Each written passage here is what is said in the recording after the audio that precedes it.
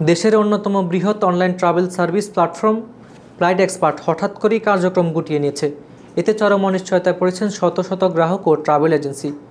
অভিযোগ উঠেছে, মূল মালিক শত শত কোটি টাকা নিয়ে রাতারাতি দেশ ছেড়ে পালিয়েছেন। গ্রাহক টাকা দিয়ে এখন খুঁজে পাচ্ছে না কাউকে, পাচ্ছেন না কোনো সেবা।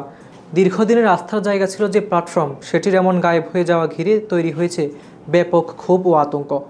সব মিলিয়ে ফ্লাইট এক্সপার্ট এখন এক রহস্যজনক গায়েবের নাম। প্রতিষ্ঠানটির ওয়েবসাইটে প্রবেশ করা যাচ্ছে না, হেল্পলাইন নম্বর অচল, অফিস তালাবদ্ধ।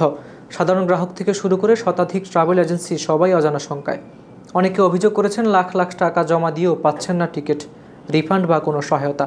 প্রতিষ্ঠানটি দেশি বিদেশি বিভিন্ন এয়ারলাইন্সের ticket booking, hotel reservation, tour package এবং ভিসা প্রক্রিয়াকরণের মতো নানা ধরনের সেবা দিত। বিশেষ করে সাশ্রয়ী মূল্যে ফ্লাইট টিকিট বুক করার সহজ সুবিধার কারণে এটি গ্রাহকের কাছে ব্যাপক পরিচিতি লাভ করে। গ্রাহকের জন্য বিভিন্ন আকর্ষণীয় অফার, ডিসকাউন্ট এবং সহজে পেমেন্টের ব্যবস্থা থাকায় এর ব্যবহারকারীর সংখ্যা দ্রুতই বৃদ্ধি পায়। প্রতিষ্ঠানটির সেলস ডিপার্টমেন্টের কর্মকর্তা মামুনুর রশিদ জানিয়েছেন, আমাদের মালিক দেশ ছেড়ে পালিয়েছেন। অফিসের কারো সঙ্গে এখন আর কোনো যোগাযোগ সম্ভব হচ্ছে না। ফেসবুক জুড়ে এ বিষয়ে ছড়িয়ে পড়েছে অসংখ্য অভিযোগ ও হতাশার পোস্ট। এ বিষয়ে মতিঝিল থানায় জিডি করতে যাচ্ছেন বলেও জানান মামুনুর রশিদ। রাজধানীর মতিঝিলে প্রধান কার্যালয়ে গেলে সেটি তালাবদ্ধ অবস্থায় পাওয়া যায়। প্রতিষ্ঠানটির কোনো প্ল্যাটফর্ম সচল নেই। তাদের ফেসবুক পেজে শেষ পোস্টটি ছিল হজ প্যাকেজ নিয়ে, এরপর আর কোনো আপডেট নেই। 2017 সালে মার্চে জমকালো আয়োজনের মধ্য দিয়ে যাত্রা শুরু করেছিল ফ্লাইট এক্সপার্ট।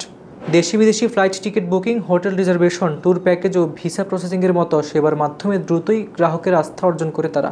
সহজ ব্যবহারযোগ্যতা, আকর্ষণীয় ছাড় এবং ডিজিটাল পেমেন্ট সিস্টেম ছিল তাদের জনপ্রিয়তার মূল কারণ। হঠাৎ করে ফ্লাইট এক্সপার্টের এই গায়েব হয়ে যাওয়া নানান প্রশ্নের জন্ম দিয়েছে। জয়িতা আফরিন নামে এক ক্ষুব্ধ গ্রাহক লিখেছেন, ফ্লাইট এক্সপার্টের মতো ট্রাস্টেড কোম্পানি যদি পালিয়ে যায় তাহলে আর কাকে বিশ্বাস করব। হাবিবুর রহমান নিশান, খবর সংযোগ।